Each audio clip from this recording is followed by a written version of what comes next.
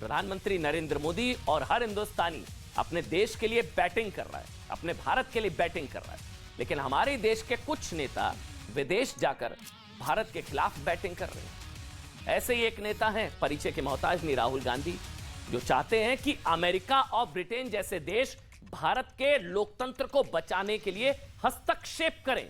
विदेशी दखल अंदाजी चाहते हैं राहुल गांधी, क्योंकि बकौल राहुल गांधी ये देश के सबसे बड़े लोकतंत्र के रक्षक हैं, डिफेंडर ऑफ डेमोक्रेसी। उनको भारत के अंदरूनी मामलों में दखल देना चाहिए। आज ना हम आपको आज जो एक खबर दिखाने जा रहे हैं, आपको भारत के लिए और भारत के खिलाफ बैटिंग करने वालों का फर्क बताएंगे।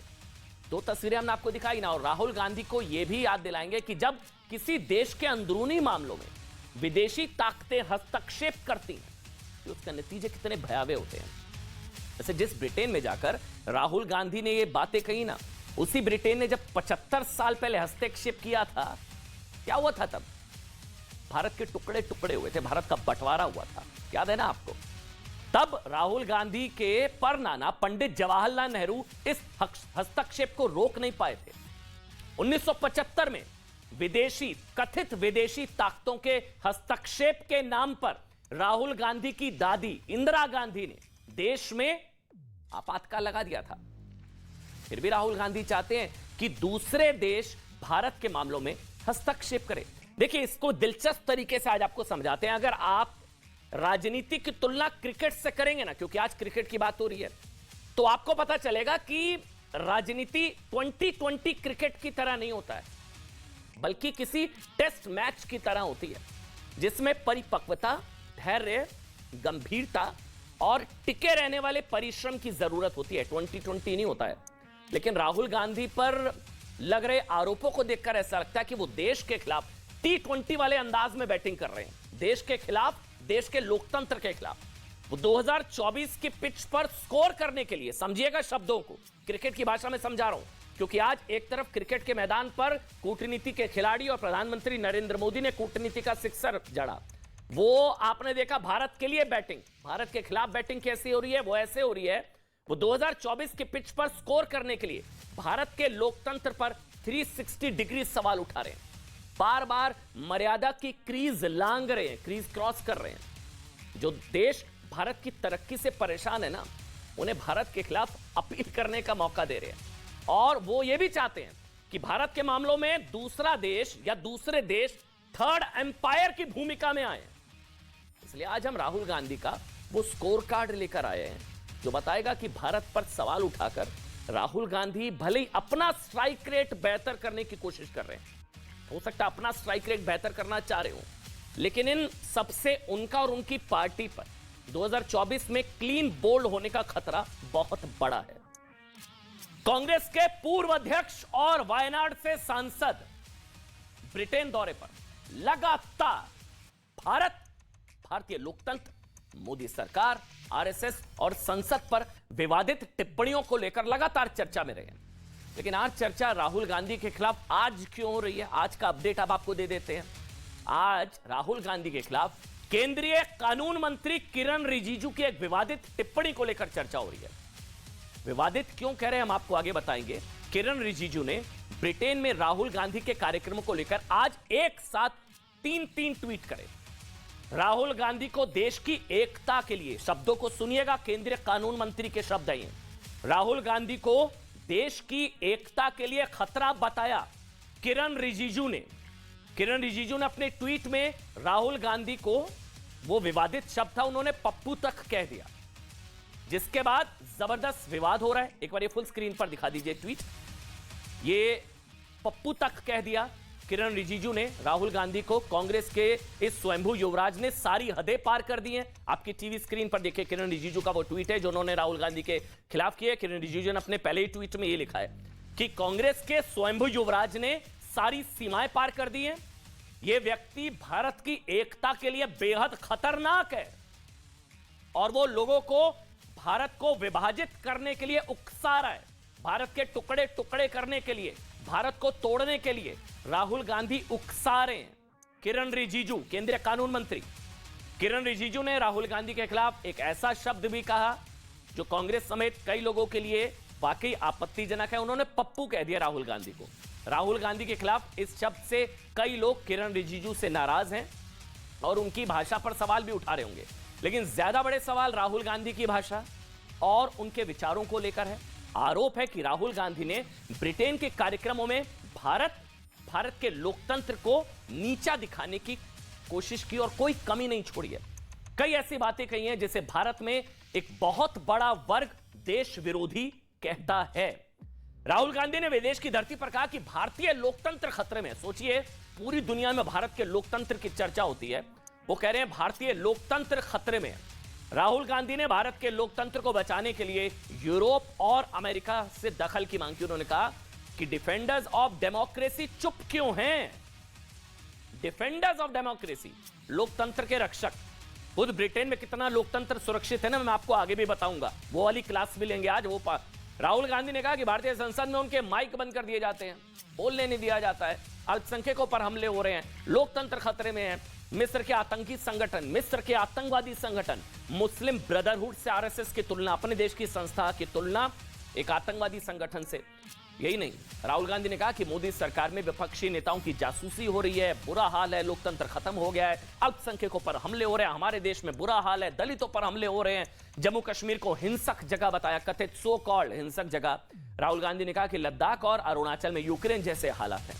अब आप एक चीज सोचिए, ये आपने विचार सुने, यह है राहुल गांधी की भारत के लिए सोच, जिस पर किरण रिजिजू ने कहा है कि राहुल गांधी भारत की, इसको बहुत सीरियसली लेने की जरूरत है। किरण रिजिजू कह रहे हैं, ये वैसे तो इन पर टिप्पणियां ही नहीं होनी चाहिए, ये किरण रिजिजू के शब्द थे कि इन पर टिप्पणियां नहीं होनी चाहिए, लेकिन जब वो लिमिट और बाउंड्री क्रॉस कर रहे हैं, लक्ष्मण रेखा लांघ रहे हैं, जब उनके बयानों का इस्तेमाल कुछ लोग करते हैं, एंटी इंडिया राहुल गांधी के बयानों का इस्तेमाल करते हैं, ऐसे स्थिति में राहुल गांधी भारत की एकता के लिए खतरनाक हैं। पहले हम आपको राहुल गांधी के 3 बयान दिखाते हैं जिन्हें देखकर काफी ज्यादा विवाद भी आपको लगेगा, और विवाद है भी। इसके बाद हम आपको राहुल गांधी के ब्रिटेन वाले कार्यक्रमों का वो हिस्सा दिखाएंगे जिन्हें लेकर राहुल गांधी पर सबसे ज्यादा सवाल है। सुनिए एक एक करके सारे वो बयान, और फिर जो आज प्रधानमंत्री नरेंद्र मोदी क्रिकेट की कूटनीति के जरिए भारत के लिए बैटिंग कर रहे हैं, उसको जहन में रखकर इन बयानों को सुनिएगा। But you must be aware that in what is happening in India, the idea of a democratic model is being attacked and threatened. The so-called defenders of democracy, which are the United States, European countries, seem to just be oblivious that a huge chunk of the democratic model has come undone. RSS is you can call it a secret society.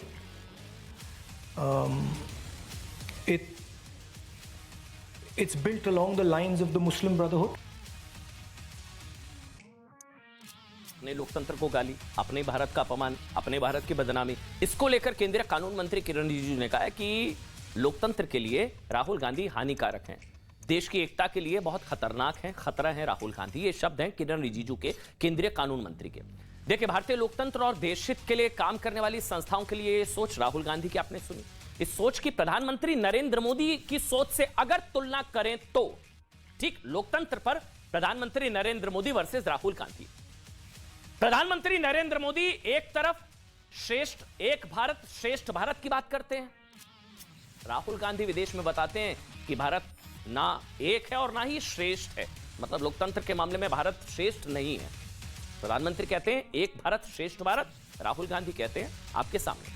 प्रधानमंत्री विदेशों में भारतीयों के बीच कहते हैं कि भारत लोकतंत्र की जननी है, मदर ऑफ डेमोक्रेसी, और भारत का लोकतंत्र जीवंत है। राहुल गांधी क्या कहते हैं कि भारत में लोकतंत्र खतरे में। 2019 में G20 समिट में प्रधानमंत्री नरेंद्र मोदी ने दुनिया के बड़े बड़े देशों को सख्त संदेश देते हुए कहा था कि भारत के आंतरिक मामलों में बाहरी दखल बर्दाश्त नहीं होगी, कोई विदेशी दखल नहीं। प्रधानमंत्री क्लियर कर चुके हैं। लेकिन राहुल गांधी विदेशी दखल की वकालत करते हैं, ब्रिटेन और अमेरिका से भारत के मामलों में दखल देने का न्योता देते हैं कि भाई हमारा लोकतंत्र खतरे में, आप लोग डिफेंडर ऑफ डेमोक्रेसी हैं, बचाइए हमको, लोकतंत्र बचाओ। ब्रिटेन में जाकर प्रधानमंत्री नरेंद्र मोदी ने बीजेपी के कार्यकर्ताओं से कहा था कि वोट मिले ना मिले, आप समाज के हर वर्ग से मिले, याद है ना अल्पसंख्यकों को लेकर प्रधानमंत्री ने क्या कहा था? राहुल गांधी क्या कहते हैं कि भारत में तो अल्पसंख्यक खतरे में है, बाहर जाकर बोलते हैं विदेशों में। इंडिया की सोचिए क्या इमेज जाती है। प्रधानमंत्री नरेंद्र मोदी ने राहुल की कश्मीर यात्रा पर कहा था जम्मू कश्मीर में शांति और खुशहाली है, खुशहाली है, और जब भी कोई आसानी से कश्मीर जा सकता है, जबकि आराम से लाल चौक पर तिरंगा भी फहरा चुके राहुल गांधी विदेशी धरती पर कश्मीर को लेकर हिंसक जगह बताते हैं। आतंकवादी ने देखा, उस पता नहीं क्या उन्होंने कहानी सुनाई कि आतंकवादी ने मुझे देखा, फिर पता लगा वो आतंकवादी था, उसने कुछ किया नहीं। किरण रिजिजू ने इसी सोच को लेकर भारतीयों को चुभने वाले राहुल गांधी के ऐसे ही बयानों के खिलाफ कहा कि राहुल गांधी भारत के लिए डेंजरस है, खतरनाक है। किरण रिजिजू उन्होंने कहा, और वो भारत को विभाजित करने वालों को उकसा रहे हैं। इसके अलावा राहुल गांधी की ब्रिटेन में उनकी विदेश नीति वाले बयान को लेकर भी काफी चर्चा हो रही है। वो बयान भी एक बार सुना दीजिए जल्दी से। विदेश नीति को लेकर जब उनसे सवाल पूछा गया, फॉरेन पॉलिसी को लेकर, क्या जवाब था उनका, सुनिए। Type of new policy like how Jawaharlal Nehru ji introduced the non-alignment movement policy, like is there any changes that you want to introduce in the Indian foreign policy? As I said, the principle of foreign policy is unfortunately self-interest, right? And any Indian government would pay attention to that. So in answering that question, the first step is what is important to us as a country, right? What are we trying to do? And what we're trying to do is, we were a rural country and we are making a transition into an urban country, and this transition has a huge amount of energy, right? Potential for violence, but also potential for prosperity, potential for transformation, and we're trying to manage this energy as it's moving, right? If you look at our policies, or the UPA policies, they were all about trying to manage this transition from a rural to an urban connected country, right? So our foreign policy will follow that idea, right? Our foreign policy will reflect that, right? What would we like to do? We would like to build a society that's productive, a society that allows our people to have an imagination, to live happily, to be educated, to have a certain amount of health care. Those are things that's what our imagination is, and our foreign policy will align with that. सोचिए राहुल गांधी जिस Britain में बैठकर भारतीय लोकतंत्र के खिलाफ Europe और America को दखल का न्योता दे रहे हैं, जिस ब्रिटेन में बैठकर राहुल गांधी विदेशी शक्तियों से हस्तक्षेप की मांग कर रहे हैं, उस विदेशी दखल या हस्तक्षेप की कीमत कोई देश कैसे चुकाता है ना, इसका दंश भारत 1947 से झेल रहा है। 1947 में भारत के बंटवारे के बाद पूरे कश्मीर का भारत में विलय हो गया था। इसके खिलाफ पाकिस्तान ने 1948 में कश्मीर पर हमला किया। भारतीय सेना पूरे कश्मीर से पाकिस्तानियों को भगाने में सक्षम थी। कश्मीर भारत का आंतरिक मुद्दा था, हमारा इंटरनल मैटर था। विदेशी दखल की कीमत समझा रहा हूं आपको। भारत की आंतरिक सुरक्षा का मुद्दा था, हमारा इंटरनल मैटर था। इसके बावजूद कश्मीर मुद्दे को नेहरू यूएन ले गए। अंतरराष्ट्रीयकरण, विदेशी दखल, कश्मीर मुद्दा अंतरराष्ट्रीय बन गया। विदेशी दखल का नतीजा समझिए, पीओके पर पाकिस्तानी कब्जा हो गया। भारत के आंतरिक मुद्दे को अंतरराष्ट्रीय मुद्दा बनाने की वजह से ही पाकिस्तान 75 साल से कश्मीर को अपना बताने की हिम्मत कर पा रहा है। यह होता है विदेशी दखल का नतीजा। 1948 में ना एक और किस्सा सुनिए, आज विदेशी दखल कितनी बड़ी भारी पड़ती है देश पर। 1948 में सरदार पटेल के मना करने के बावजूद नेहरू ने जो गलती की, वही गलती ब्रिटेन में राहुल गांधी ने दोहराई। ब्रिटेन में बैठकर राहुल गांधी ने यूरोप और अमेरिका से मदद मांगी। वो ब्रिटेन जिसके मुट्ठी भर लोगों ने कुछ जयचंदों की मदद से या कुछ गद्दार भारतीयों की वजह से भारत पर 200 सालों तक राज किया। मुट्ठी भर थे ना अंग्रेज, लेकिन भारत पर राज किया। जिस ब्रिटेन के लोकतंत्र की स्थिति है, अब इसको समझिएगा, बहुत दिलचस्प है। ब्रिटेन में भारत के लोकतंत्र को बचाने के लिए ब्रिटेन में बैठकर गुहार लगाई जा रही कि हमारे लोकतंत्र को बचा लो, यही है ना। खुद ब्रिटेन में लोकतंत्र की हालत क्या है बताऊं आपको। वहां 6 साल में 5 प्रधानमंत्री बदलने पड़े हैं। मतलब वहां हर साल प्रधानमंत्री बदल रहे हैं। ब्रिटेन में जाकर कहा रहा है कि हमारा लोकतंत्र बचा लो, ये कहा जा रहा है। उस ब्रिटेन में लोकतंत्र की हालत यह है कि ब्रिटेन में 6 साल में 5 प्रधानमंत्री बदलने पड़े। ब्रिटेन को भारत से सीखने की जरूरत है और विदेशों को भारत से लोकतंत्र का पाठ लेने की जरूरत है। लेकिन विडंबना और दुर्भाग्य यह है कि ब्रिटेन में जाकर वो कहते हैं कि आप लोकतंत्र बचा लो, और वहां का लोकतंत्र यह है कि 6 साल में 5 प्रधानमंत्री बदलने पड़े। और सुनिए, जो ब्रिटेन अवैध अप्रवासियों के खिलाफ सख्त कानून लाने की तैयारी में है, जिस कानून के आने के बाद अवैध अप्रवासी ब्रिटेन से निकाल दिए जाएंगे, घुसपैठिए आउट। यहां पर इस वजह से लोकतंत्र खतरे में आ जाता है एनआरसी के नाम पर। जो ब्रिटेन हड़ताल करने वालों के खिलाफ कानून बना रहा है, मतलब अगर वहां पर विरोध प्रदर्शन हड़ताल होती है तो सीधा अंदर।